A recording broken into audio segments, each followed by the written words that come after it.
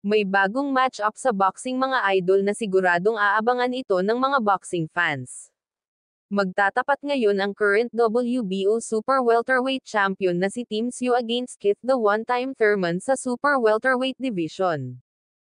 Aakyat na ngayon ng division si Keith the One-Time Thurman para subuking agawin ang titulo na WBO Super Welterweight belt kay Tim Tszyu.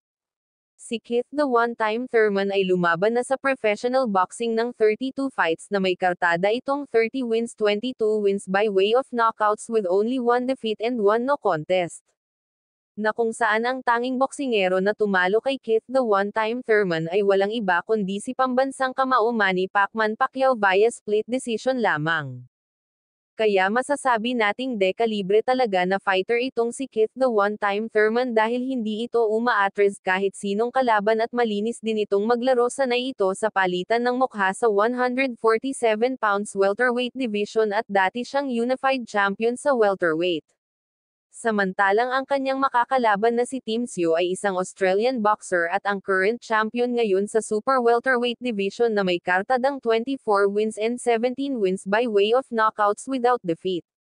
Ang kanilang Super Welterweight fight ay magaganap ngayong March 30, 2024 sa Las Vegas. Magiging co-main event sa bakbakang Keith Thurman vs Tim Tszyu.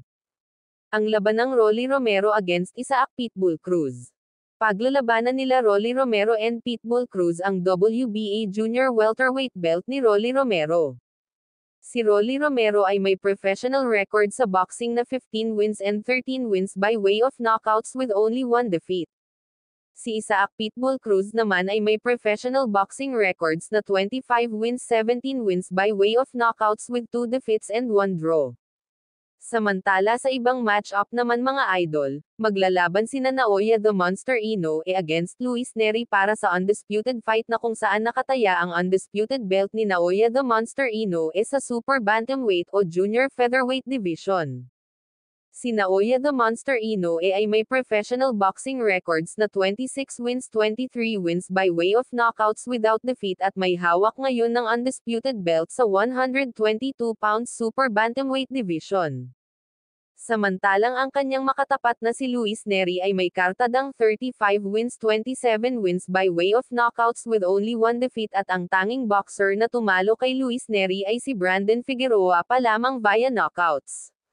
Magandang match-up ito mga idol na ating aabangan. Ang laban ng Naoya the Monster Inoue at Luis Nery fight ay magaganap ngayong May 6, 2024 sa Tokyo, Japan. Samantalang sa ibang istorya naman mga lodi, Jake Paul ininsulto si John Cena sa kanilang paghaharap.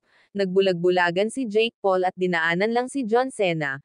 Pinaintindi niya sa manunood na hindi kilala si John Cena ng mga audience.